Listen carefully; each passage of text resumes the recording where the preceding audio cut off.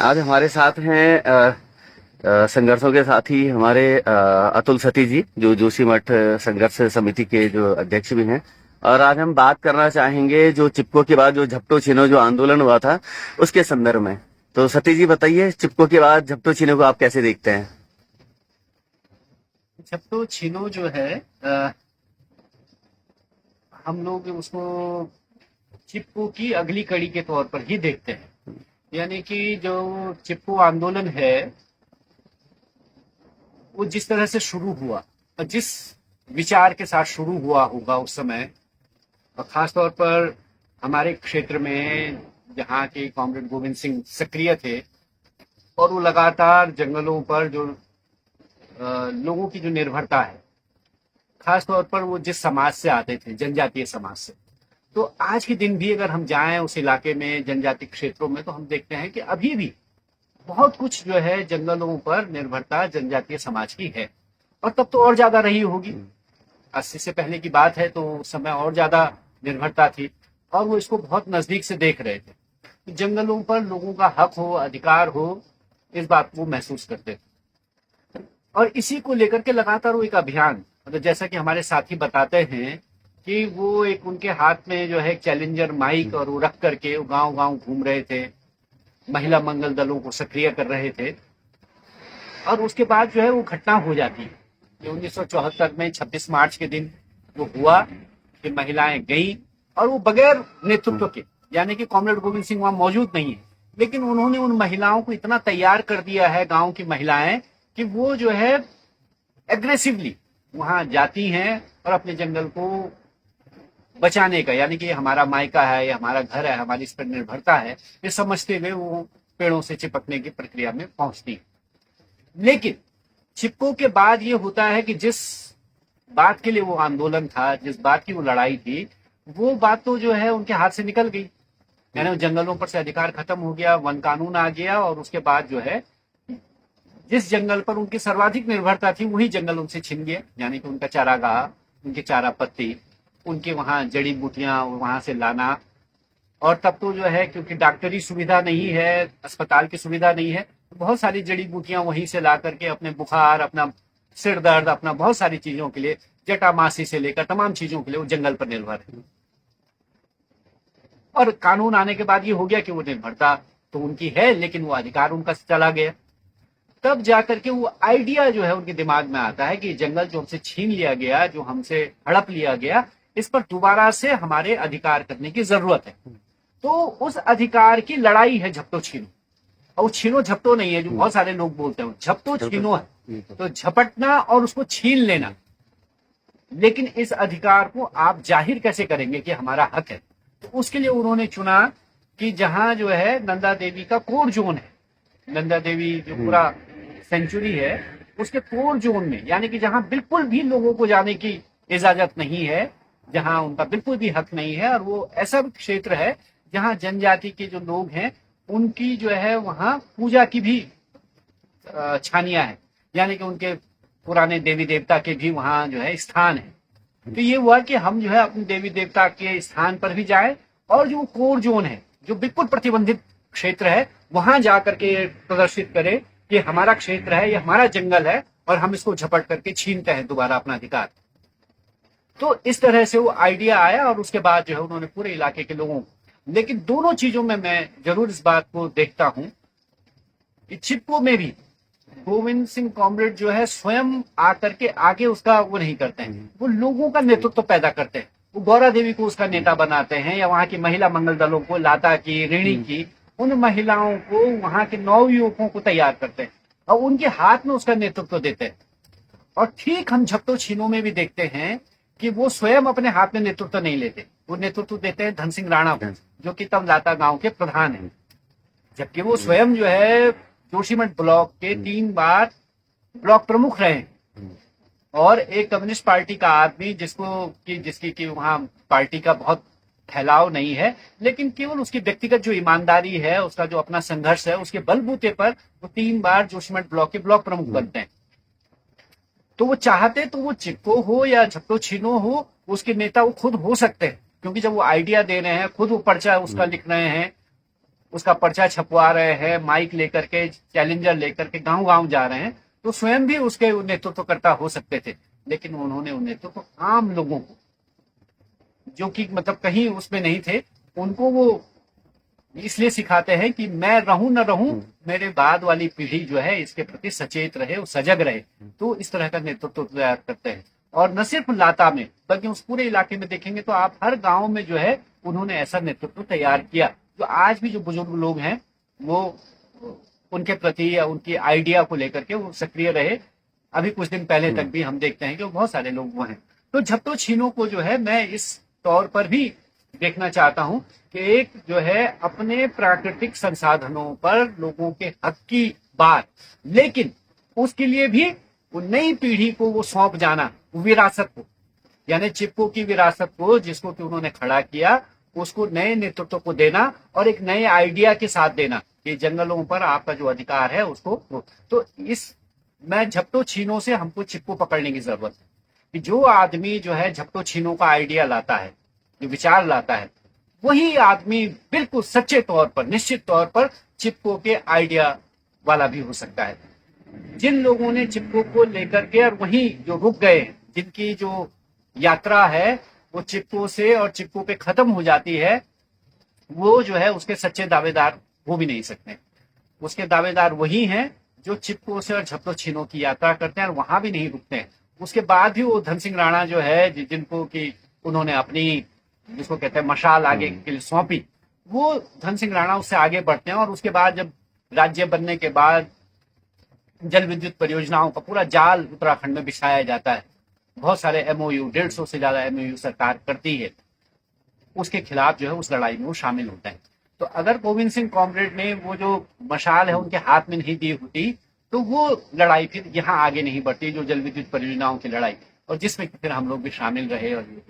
तो मैं इसको इस नजरिए से देखना चाहता हूँ। और जो जल विद्युत परियोजनाओं की भी लड़ाई या उनके अपने जो पर्यावरण की या प्रकृति पर जो जन समुदाय के अधिकार की जो लड़ाई है,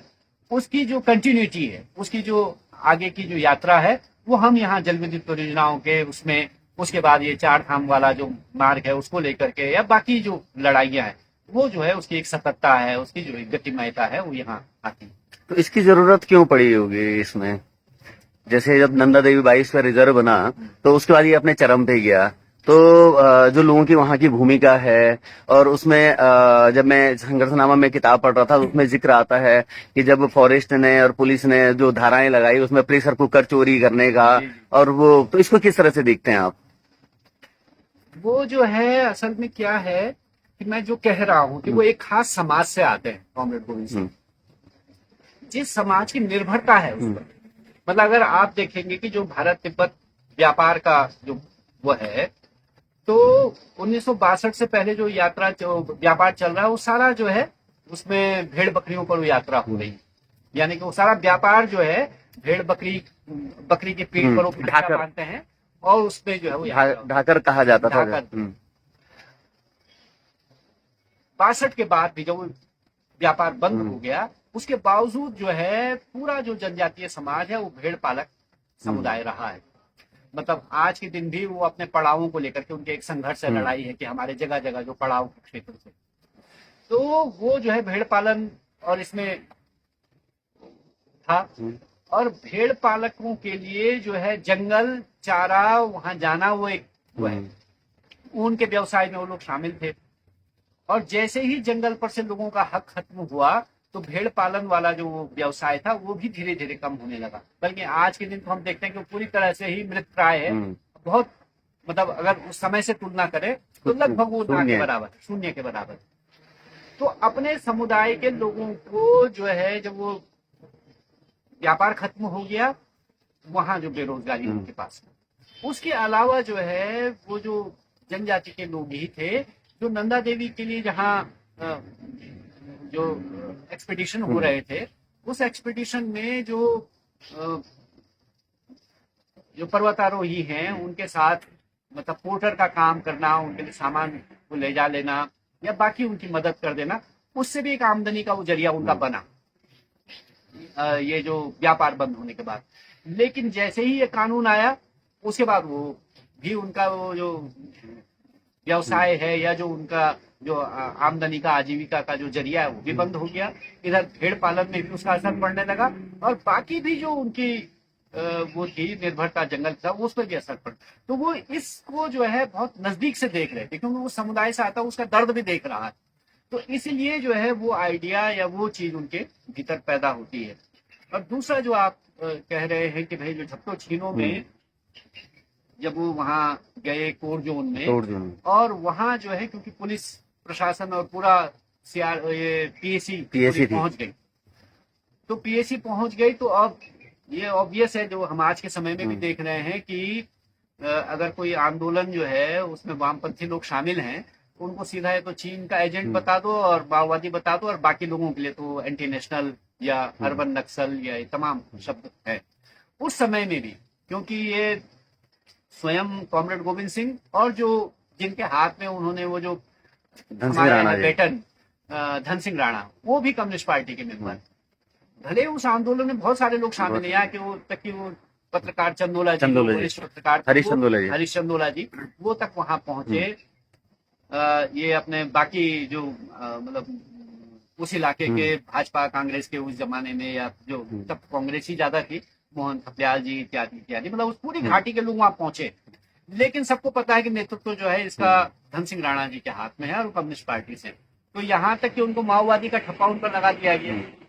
और क्या मतलब आरोप कैसे वो करें, तो वो प्रेशर कुकर से लेके और तमाम जैसे करछी कढ़ाई और पतीला ये 4-5 आइटम थे जो कि उसमें दर्ज किए गए कि इन्होंने ये चोरी की है। तो यहाँ तक अभी हम तो देख रहे हैं कि भाई अगर आपके घर में कोई किताब मिल जा रही है माओ की या लेनिन की या मार्क्स की, तो ये भी आरोपित हो जा रहा है। बल्कि यहाँ तो जो है जब उत्तराखंड पुलिस ने एक बार वहां छापा मारा तो माओवादी कैसे साबित किया कि उनके घर में अमर उजाला की प्रति मिली, ये तक तो वो फ्रेम करने के लिए आपको तो वहां आसान था। और क्योंकि वो चीन की सीमा पर से लगे हुए गांव हैं तो वहां ये और आसान हो जाता है लोगों को फ्रेम करना। तो ये इन पर भी आरोप लगा, धन सिंह राणा जी पर भी बाकायदा ये लगाया गया कि तो चीनी एजेंट हैं या माओवादी हैं इस तरह का। तो लेकिन वो बहुत चला नहीं, लोगों ने तो उसको स्वीकार नहीं किया और वो एक दौर में जो है झपटो छीनो के बड़े नेता के तौर पर धन सिंह राणा जी जाने गए। यही नहीं बल्कि पूरे देश के स्तर पर वो लोगों ने उनको उस तरह से चिन्हित किया, पहचान बनी। हाँ, उसके पूरे दस्तावेज संघर्षनामा में जो है वो दर्ज हैं सारे, है ना। तो नई पीढ़ी को चाहिए कि वो उनको ढूंढ सकते हैं, पढ़ सकते हैं। मिलता भी नहीं है वो जो संघर्षनामा है, उसकी प्रतियां भी जो है खत्म। हाँ, मेरे पास सुरक्षित है अभी। बहुत बार लोग मांगते हैं। हाँ, मेरे पास एक प्रति सुरक्षित है उसकी। और दूसरी बात मैं ये पूछना चाह रहा था कि झपटो छीनो या चिपको या इस तरह के आज जो जन आंदोलन है उसकी आज के दौर में कितनी जरूरत और कितनी प्रासंगिकता आपको लगती है? नहीं, उसकी प्रासंगिकता तो बनी रहेगी। प्रासंगिकता तो इसलिए बनी रहेगी क्योंकि आज के दिन पे जिस तरह से हम मतलब ये जिस दौर में हम आ गए हैं जहाँ जो है ये धरती के गर्म होते जाने के कारण जो है ये मौसम के बदलाव से हम ये सारी आपदाओं का दंश झेल रहे हैं। पूरा उत्तराखंड, पूरा हिमालय जो है उसको झेल रहा है। मतलब आप देखिए जम्मू कश्मीर, हिमाचल से लेके इसी समय 2025 में ही आपदाओं का वो है। और उसमें जो है और ज्यादा जिसको हम कहते हैं कि नीम और करेला और नीम चढ़ा, तो उसमें एक और ज्यादा वो हो जा रहा है जो विकास का हमारा ढांचा खड़ा हो रहा है, जिसमें कि हम 4 लेन हाईवे से लेकर के और सुरंगों पर बनी हुई जल विद्युत परियोजनाएं हैं या सुरंगों पर आधारित जो है ये रेलवे की लाइन आ रही है। तो विकास का जो बड़ा ढांचा खड़ा हो रहा है, यानी कि बड़ा विकास चाहिए हमको, वो हम केदारनाथ में भी देख रहे हैं और बद्रीनाथ में भी देख रहे हैं और सब जगह। कि 2013 की आपदा के बाद हमको लगता था कि केदारनाथ में अलग तरह से निर्माण या अलग तरह से वहां का वो होगा। और तब जो वैज्ञानिक कह रहे थे कि भाई केदारनाथ तो जो है ऐसी भूमि थी कि दलदली भूमि और वहां जो है स्थायी निवास नहीं होना चाहिए, बल्कि वहां लोग जाएं और जैसा हिमकुंड में होता है और यात्रा करके और नीचे दर्शन करके नीचे आ जाएं। लेकिन हम देख रहे हैं कि वैसे ही और भी भारी निर्माण वहां जो है शुरू हो गया, चाहे वो कॉरिडोर का मामला हो या रिवर फ्रंट का मामला हो, वही बद्रीनाथ। ऐसे समय में जबकि इतना बड़ा निर्माण और प्रकृति पर इतना सारा वो जो हम बोझ डाल दे रहे हैं, और जब उसका रिपरकशन यानी उसके जो उसमें जो है प्रकृति जब वो कर रही है, तो उस समय में अपने संसाधनों के प्रति, प्रकृति के प्रति संवेदनशील होना, जिम्मेदार होना और उसको एक आंदोलन के तौर पर लेना, तो वो आज की ज्यादा बड़ी जरूरत बन गई है। और इसलिए जो है उस आंदोलन के लिए आप कहाँ से प्रेरणा लेंगे? तो वो जो है उस प्रेरणा का काम करता है चिपको, उस प्रेरणा का काम करता है झपटो छीनो, उस प्रेरणा के काम करते हैं उसके नेता कि जिन्होंने अपना सर्वस्व लगा करके, सब कुछ अपना त्याग करके और उस लड़ाई को खड़ा रखा, जीवित रखा कि भाई हमारा हमारे संसाधनों पर अधिकार हो। तो इसलिए जो है आज के दिन पर न सिर्फ चिपको की, उसके नेताओं की, झपटो छीनो आंदोलन की, उसके नेताओं की, उनकी प्रासंगिकता है और इस दौर में और ज्यादा जरूरत है और ज्यादा लड़ने की जरूरत है, क्योंकि आज के दिन पर तो ज्यादा हकमारी हो रही है। आज के दिन पर तो तब हमारे वही धन सिंह भाई ने एक गीत लिखा और वो गीत हम लोगों ने खूब गाया और वो उन्होंने लिखा कि भाई कि राज्य बनने के बाद का गीत है और उन्होंने कहा कि दूर का बैरी नजदीक है ग्यारे, है ना, लंबी लड़ाई है। तो दूर का बैरी यानी कि हम जिस शत्रु जो था वो लखनऊ में बैठा हुआ था वो तो अब नजदीक आ गया और वो इतने नजदीक आ गया कि वो सब कुछ जानता है, वो हमारे घर के भीतर के सारे राज को जानता है। उसको जो है बेचना आसान हो जाएगा और वो हो गया कि मतलब लखनऊ में जो है जिस जंगल के बारे में लोग नहीं जानते थे वो जंगल आज के दिन पर हमारे, या जो हमारा रेत बजरी या हमारा बाकी संसाधन, तो उसको जानने वाले ये नजदीक के लोग आ गए, वो दूर का बैरी जो है हमारे उस पे आ गए। ऐसे ही उन्होंने हाईवे के लिए उसी गीत में है कि जो यहाँ आ गया मशीन दैत्य, ये दैत्याकार मशीनें यहाँ आ गई हैं और यूं ते ही सारू हाईवे बनी उचेरे। ये जो हाईवे है ये हमारे लिए, आम लोगों के लिए नहीं है, इन मशीनों को लाने के लिए ताकि यहाँ हमारे यहाँ वो कर सकें, तो उसके लिए बना हुआ। तो वो जो संवेदना या वो जो स्पिरिट आ रही है, तो वो स्पिरिट जो है कॉमरेड गोविंद सिंह की दीवी स्पिरिट है जो धन सिंह राणा से और फिर वो आगे की पीढ़ी में जा रही है। तो इसलिए आज के दिन पर तो और ज्यादा उनको याद करने की, संघर्षों से प्रेरणा लेने की और नए संघर्षों को खड़ा करने की जरूरत है। एक बात और है, आप जगह जगह देख रहे होंगे विज्ञापनों में और बहुत सारे सोशल मीडिया में भी कि एक पेड़ माँ के नाम। एक तरफ तो एक पेड़ माँ के नाम की बात हो रही है, उसको लगाने की बात हो रही है और वो हम सबको कहा जा रहा है कि एक पेड़ माँ के नाम लगाया जाए। दूसरी तरफ आप चाहे वो धराली के आसपास आपने देखा होगा कि 6000 देवदार के पेड़ काटने की बात चल रही है, उसके छपान हो रखा है, या खलंगा के जंगल की बात हो रही है, या और भी तमाम इस तरह के बहुत सारे मध्य प्रदेश में हैं, या बहुत सारे जहां जहां जो जंगल वाले क्षेत्र हैं उनको काटे जाने की और बड़ी विकास परियोजनाओं के नाम पे जो है उनको तबाह किया जा रहा है। तो इसके बारे में क्या कहेंगे आप? एक तरफ एक पेड़ माँ के नाम और दूसरी तरफ जो बड़े बड़े कॉर्पोरेट्स और पूंजीपति हैं उनको लाखों करोड़ों जो हेक्टेयर और पेड़ हैं वो बिना किसी उसके काटे जाने की पूरी अनुमति दी जा रही है। तो क्या हम लोगों का काम यही रह गया है कि हम लोग पेड़ लगाएं और कॉर्पोरेट्स को काटें? भाई ये वाला जो आप कह रहे हैं एक पेड़ माँ के नाम वाला, तो इसमें तो जो है अच्छा खासा मीम चल पड़ा है और वो प्रसारित हो रहा है कि उसमें दिखाई दे रहा है कि एक पेड़ माँ के नाम, तो ठीक है, लेकिन पूरा जंगल अडानी के नाम। और उसमें जो अभी हुआ है कि बिहार में उन्होंने जो है लाखों एक रुपए के दर पे, 1 रुपए उसके दर पर जो है लीज। तो अभी जो रिपोर्ट्स आई थी उसमें 10,000 पेड़ों को उसमें चिन्हित किया गया है। नहीं, ज्यादा है, 1 लाख से ऊपर जो सरकारी रिपोर्ट्स है उसमें उन्होंने 1 लाख से ऊपर पेड़ हैं और ज्यादातर जो पेड़ हैं उसमें फलदार पेड़ हैं। उसमें आम के पेड़ हैं और बाकी जो फल वहाँ होते हैं उसके पेड़ हैं। ये ज्यादा बड़ी बात है कि वहाँ वो लोग जो है जो पे निर्भर हैं वो वहाँ जो है आम के बागीचे हैं, तो उनको तो जमीन की कीमत से ज्यादा वो आम का वो है कि उसी से वो जो है अपना जो आजीविका चला लेते थे। तो वो फलदार पेड़ हैं, उनको आपने अडानी के नाम कर दिया और वो सारे पेड़, लाखों पेड़ जो है काटे जाने हैं। थराली में आप कह रहे हैं जो हर्षिल वाला, उसमें जो ये 4 धाम यात्रा मार्ग है वो वहाँ चौड़ा होना है, तो उसकी चौड़ा होने के लिए वो जो पेड़ हैं वो तो हम तो देख के आए उन पेड़ों को, वो जो देवदार के पेड़ हैं, बल्कि कुछ पेड़ों का तो मैंने वो बनाया है वीडियो। तो वो जो पेड़ हैं वो तो इतने सैकड़ों साल पुराने हैं कि उनकी जो जड़ें हैं वो कम से कम 100-150 मीटर तक फैली हुई है नीचे। मतलब एक पेड़ का तो मैंने केवल इसीलिए वीडियो बनाया और इंद्रेश को भी कहा, तो वो हम लोग बनाया तो उसकी जड़ कम से कम 100-150 मीटर नीचे जा रही है, उसकी शाखाएं जो है, यानी कि उसकी जो उम्र है वो इतनी पुरानी है। इतने 100-200 साल, 300 साल, 500 साल पुराने पेड़ अगर आप काट दे रहे हैं तो दोबारा जो है उसको रिपेयरेबल, मतलब ये जो है ये डैमेज जो है इरिपेयरेबल है, यानी कि इसको किसी भी तरह आप इसकी भरपाई नहीं कर सकते। तो 6000 पेड़ तो वो हैं जो सिर्फ उसकी चौड़ाई के लिए, लेकिन एक 3000 से ज्यादा पेड़ और हैं जिनकी कोई बात नहीं कर रहा है। वो पेड़ हैं जो सूखी टॉप से जो है जो बाईपास बनना है, तो उस बाईपास को बनाने के लिए, बाईपास क्यों बनना है, वो बाईपास सिर्फ इसलिए बनना है कि वो 3 बैंड वहां आ रहे हैं, 4 बैंड, तो वो 4 बैंड जो है वो न काटना पड़े, गाड़ियों को वहां न जाना पड़े और वो शॉर्टकट चले जाएं, तो उसके लिए एक जो है बाईपास बन रहा है सूखी से सामने से। वो बाईपास बनाने के लिए 3500 पेड़ और काटे जा रहे हैं जो कि देवदार के पेड़ हैं, और ये सिर्फ मोटी गिनती है।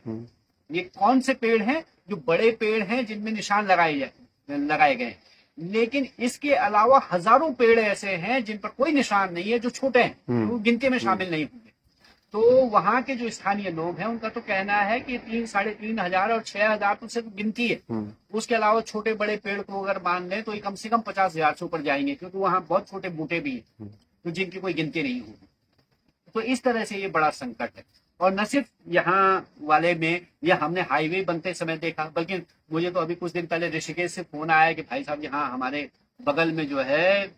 जंगल काटा जाना है जिसमें हजारों पेड़ काटे जाने, किस लिए, क्योंकि जो ये ट्रांसमिशन लाइन जा रही है बिजली की, उसके लिए वहां पेड़ काटे जाने हैं। या देहरादून में जो एलिवेटेड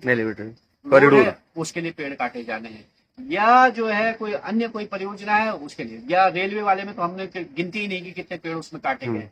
तो इस तरह से जो है जबकि हमारे ऊपर संकट ज्यादा है उस समय में हम ये सब कर रहे हैं। और एक तरफ जो है न सिर्फ ये एक पेड़ माँ के नाम वाली बात है, बल्कि हमारे ही प्रधानमंत्री ने जिन्होंने ये बात कही, उन्होंने ही जो है जब G20 का यहाँ सम्मेलन हुआ उस समय अपने भाषण में कहा कि हमको तो इस देश में, इस धरती पर जो है ग्रीन कवर बढ़ाने की जरूरत है।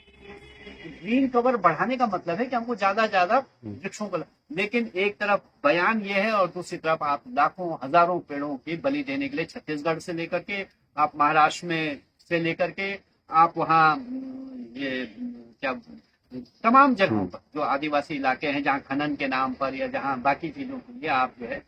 लाखों पेड़ों को बलि दे रहे हैं। और बात यह है कि इसका कोई हम मतलब जो पेड़ काटे जा रहे हैं इतने पुराने हैं कि आप उसको दोबारा वो नहीं कर सकते, किसी भी तरह उसको कंपनसेट नहीं किया जा सकता। जबकि मतलब इनकी परियोजनाओं में ये हो रहा है, ये मतलब एक मजाक सा है कि हमारे यहाँ जेपी कंपनी है विष्णुप्रयाग, तो उसने लाखों पेड़ वहां काटे और कहा कि हम इसको कैसे रिपेयर करेंगे, मतलब कैसे इसको कंपनसेट करेंगे कि हम मिर्जापुर में इसके बदले जंगल लगा देंगे,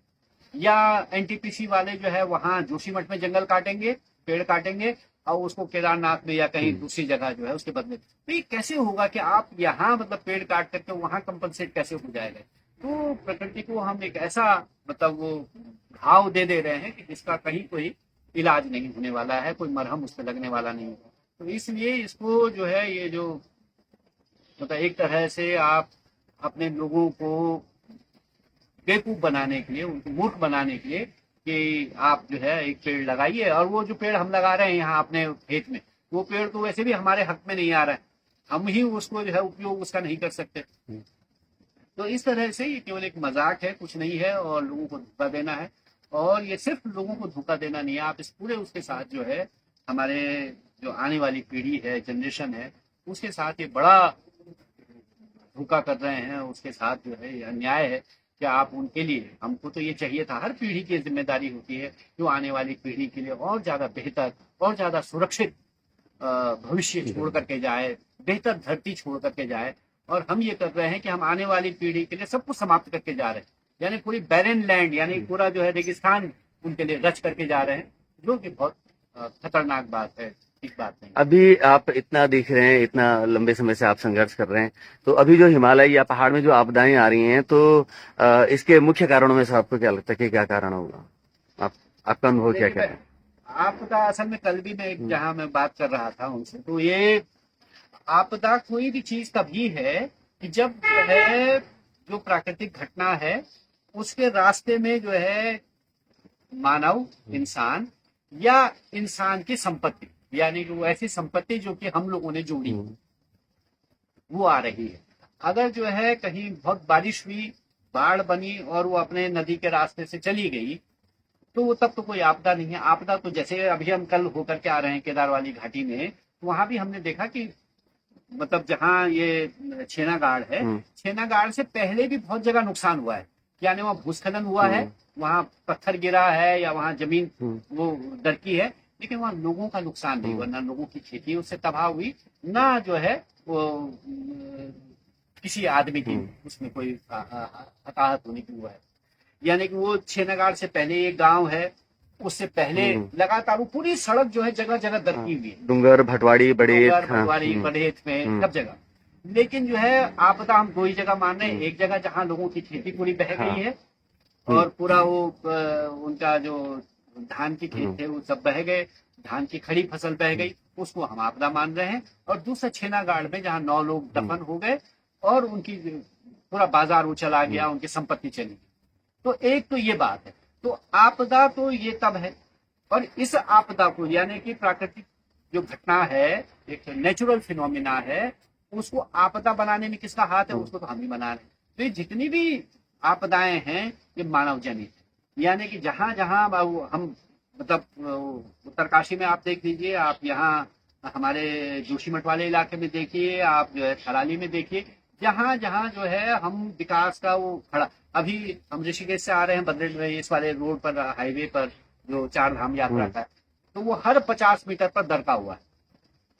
मतलब जहां केवल जो है 50-60 भूस्खलन के जोन थे, इस समय वो 350 से ज्यादा भूस्खलन वहां हो गए। केवल देवप्रयाग वाले इलाके में आप ब्यासी से और देवप्रयाग से श्रीनगर आइए, कम से कम 150 जगहों पर जो है वो भूस्खलन वहां हो गया है। हर 10 मीटर पर, हर 20 मीटर पर वो सड़क दरकी है। बल्कि मैं अपने साथियों से जब हम आ रहे थे तो मैंने कहा, अगर दोबारा जो है अगली बरसात में यहाँ बादल फटने वाली घटना होती है तो ये पूरा मार्ग खत्म हो जाएगा, पूरा इलाका जो है खत्म होने वाला है। तो इतना ज्यादा कमजोर हो गया। तो ये अगर हम देखें, चाहे ये बद्रीनाथ हाईवे वाला मामला हो या 4 धाम यात्रा मार्ग का मामला हो, या जहां हम गए थे केदार घाटी में छेनागाड़ वाले इलाके में, जहां जल विद्युत परियोजना की सुरंग है, या जहां ये हाईवे वाला मामला है, या जहां रेलवे की सुरंग वाला जहां वो हो रहा है, तो जहां ये बड़े विकास के हम काम कर रहे हैं, वो जो है आपदा के लिए ज्यादा संवेदनशील क्षेत्र हो गए, वहां ज्यादा वो मतलब आपदा संभावित क्षेत्र है। तो एक तो कारण ये है इसका। हाँ, ठीक है कि इस जो हम लोगों ने ये कर लिया है, इसको जो है और गति दे रहा है और विभीषिका इसकी बना दे रहा है, ये जो मौसम का बदलाव, यानी कि जो अतिवृष्टि या बादल फटने की घटना थी, जो हम कभी कभार होने वाली एक फिनोमिना था, वो जो है उसकी फ्रीक्वेंसी बढ़ गई और वो लगातार हो रहा है। बरसात का सीजन जो है वो एक्सपेंड हो गया है, वो जुलाई अगस्त से लेकर के सितंबर और अक्टूबर तक चला जा रहा है। ये है। और कभी ये हो रहा है कि जाड़े में बर्फ नहीं गिर रही है और कभी गिर रही है। पिछली बार मार्च अप्रैल में बर्फ गिर गई। तो वो तो एक बात है, लेकिन उस फिनोमिना के साथ प्रकृति की जो ये घटना है, परिघटना है, इसको जो है और ज्यादा मारक बना दे रहा है हमारा जो ये विकास का जो हम लोगों ने ढांचा गढ़ा है, या जो हम लोग उसको विकास मान के चल रहे हैं, तो वो जो है उसको और ज्यादा मारक कर दे रहा है, आपदाओं की विभीषिका को बढ़ाने वाला साबित हो रहा है। अभी आपने सुना होगा, देखा होगा कि अभी केदारनाथ में रोपवे बनने वाली है और अडानी की कंपनी को इसका ठेका मिला है। तो रोपवे बनने से इस क्षेत्र में पर्यावरण को कुछ फायदा होगा या कुछ सुरक्षा होगी या कुछ, या इसका नुकसान होगा, आप क्या समझते हैं? देखिए साहब, एक दौर में हम तो उत्तराखंड आंदोलन से निकले हुए लोग हैं, वो एक दौर में हम भी उस समय समझते थे कि सड़क बनाने से बेहतर यहाँ रोपवे लगाना है। लेकिन कुछ लोगों ने हमसे कहा कि भाई हिमाचल में तो ऐसा होता है कि वहाँ लगी है तो सेब का जो बगीचे से और वो नीचे तक सेब भी उसमें आ जाता है। तो हमको भी लगता था कि हमको भी बड़ी मजदूरी करनी पड़ती है अपने सेब के बगीचे से सेब लाने में, और वहाँ रोपवे लग जाए। बल्कि क्योंकि उत्तराखंड आंदोलन में महिलाओं की बड़ी भूमिका थी, तो वहां भी हम सोचते थे कि वो भाषण में हम लोग, हमारे साथी लोग बोलते थे, हम कहते थे कि महिलाओं के पीठ का बोझ कम होना चाहिए। तो तब ये सोचा गया कि महिलाओं के पीठ का बोझ कम कैसे होगा, यानी वो जो चट्टान पर चढ़ती हैं, पहाड़ पर चढ़ती है ना, अभी भी लगातार हमारे यहाँ भी कुछ ही दिन पहले घटना हुई कि महिला जो है वो चट्टान पर घास गिरी, वहां से गिर गई। ये आम घटनाएं हैं पूरे पहाड़ में। तो तब हमको लगता था कि यार वहां से अगर रोपवे अगर जैसा कुछ लग जाए तो घास लाने में महिलाओं को आसान हो जाएगा। वो घास हमने वहां ऊपर रखा, वो नीचे पहुंच, लेकिन वो जो बात थी, जो उसको हम छोटे लेवल पर सोच रहे थे कि इस तरह से लोगों के लिए वो फायदेमंद होगा, यानी जन पक्षीय विकास की जो बात थी, वो आज के दिन पर उद्योगपतियों के विकास का मॉडल बन गया है। वो न सिर्फ केदारनाथ में बल्कि हेमकुंड साहिब में भी जहाँ की बात हो रही है, पहले तो वो जो उसकी कॉस्ट है, मतलब वो जो है 4,000 करोड़ रुपया, और मात्र जो है 8 किलोमीटर का या 12 किलोमीटर। तो लोग जो उसका वो लगा रहे हैं कि भाई इतना महंगा रोपवे,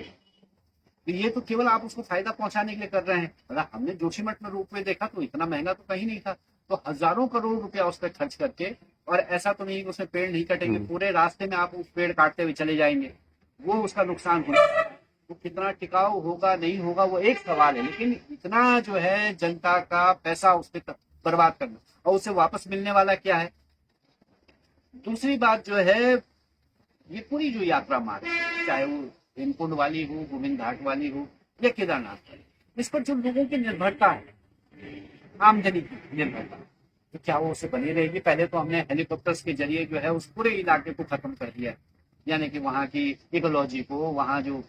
फ्लोरा फौना है, उसको नुकसान पहुंचाया है। और अब जो है ये रोपवे के नाम पर हम किस तरह का विकास कर रहे हैं, तो ये तो बहुत खतरनाक होने वाला है, तो लोगों के आमदनी के जरिए से भी, और वहाँ के प्राकृतिक जो पर्यावरण है, या वहाँ के जो पेड़ हैं, या वहाँ की जो हरियाली है, उसके लिहाज से भी। क्योंकि वो जो खंबा लगता है, हमने तो देखा है, जब लगते हैं तो आसपास जो है वो ऐसा नहीं होता कि वो कोई बहुत, वो बड़े इलाके में उसकी खुदाई होती है, उसको जो है, और जिस तरह से आजकल खुदाई हो रही है विस्फोटकों के जरिए, या जिस तरह वो जो जेसीबी मशीन जो दूसरा दैत्य आ गया है, पूरे पहाड़ को लीन रहा है अपने उससे, तो वो जो है कितना वो नुकसान करेगा कहा नहीं जा सकता। तो हम तो बहुत इसके पक्ष में नहीं, क्योंकि यात्रा तो यहाँ जो है पैदल ही, यानी वो जो है प्रकृति के साथ जुड़ करके, यहाँ के इकोलॉजी, यहाँ का जो वातावरण है, उसके साथ आप जो है साम्य बनाते हुए जब यात्रा करते हैं, उसका एक महत्व है। लेकिन आप जो हेलीकॉप्टर से और इस तरह से बहुत जल्दी, बहुत तेजी से आपको कहीं पहुंचना है, और हजारों लोगों को वहां एक दिन में ले जा देना है, तो डेंजरस है। मतलब यही आप यात्रा मार्ग देख लीजिए चार धाम वाला, तो आपने सड़क तो इतनी चौड़ी कर दी है, कहीं गाड़ी खड़ी करने की जगह नहीं है, कहीं पार्किंग नहीं है। ऐसे ही आप केदारनाथ में हजारों लोगों को एक दिन में पहुंचाना क्यों चाहते हैं?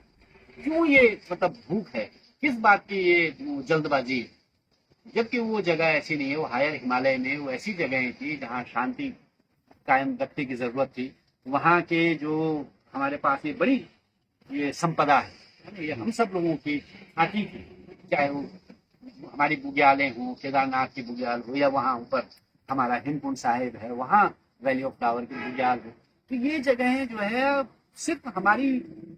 संपत्ति नहीं, तो पूरी मानवता की जो है वो धरोहर है। अब इनको आप इस तरह उजाड़ देना चाहते हैं, रौंद देना चाहते हैं लोगों के पैरों तले, ये कोई बहुत ठीक बात नहीं लगती। चलिए, अच्छा संवाद रहा, और ये संवाद आगे भी जारी रहेगा। बहुत बहुत धन्यवाद।